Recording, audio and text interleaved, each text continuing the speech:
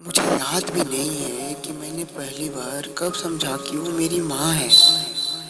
हाँ, बस इतना याद है कि वो मेरे हंसने पर खिलखिला कर हंसा करती थी और मेरे रोने पर आंसुओं की धारा बहा दिया करती थी और जो खुद से भी ज्यादा मुझे गले लगाती थी और मेरे बालों को सहलाती थी, गालों को चूमती थी और तब तक चंदा मामा की लोरी सुनाती थी जब तक मैं सो नहीं जाता था।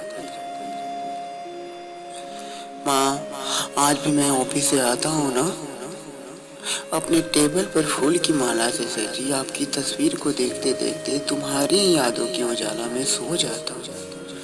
फिर सपने में महसूस करता हूँ कि कोई मेरे सर को अपने गोद में लिए मेरे बालों में अपनी उंगलियों को उलझाते हुए ये पूछ रहा है कि मेरा बेटा कैसा है, कि मेरा बेटा कैसा है।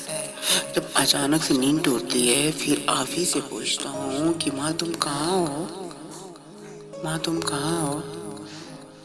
माँ, जब आप मुझे स्कूल हॉस्टल छोड़ने जाया करती थी ना, तब मैं आपसे लिपट कर खूब रोया करता था।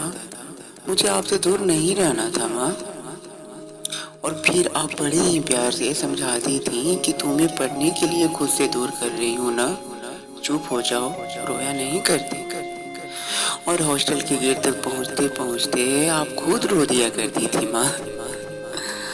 माँ, क्या आपको याद है जब मैं पहली बार चेन्नई बीटेक करने के लिए जा रहा था और तब भी आप मुझे स्कूल के जैसा स्टेशन तक छोड़ने आई थी। ट्रेन जब आई तो मैं अपनी लाल आंखें और उदास चेहरे से आपको गले लगाया। फिर कैसे आप मेरे कान को खींचते हुए ये बोली कि इतने बड़े हो गए हो, अभी भी कोई रोता है क्या, जाओ ट्रेन में बैठ जाओ। माँ, आपको मालूम नहीं था कि मेरी सीट खिड़की वाली थी और मैंने आपको अपनी आंचल से अपने अंदर की छिपी जज्बात को पोंछते हुए देखा था। पूरी रास्ता यही सोच रहा था कि आपको इतना कठोर क्यों बनना था माँ, जो कि आप बिल्कुल नहीं थी। पता है, आपको देखकर लगता था कि जिंदगी कितनी आसान है। और जब आज खुद से भी जीना सीख लिया तो मन में एक ही सवाल आता है कि माँ तुम कहाँ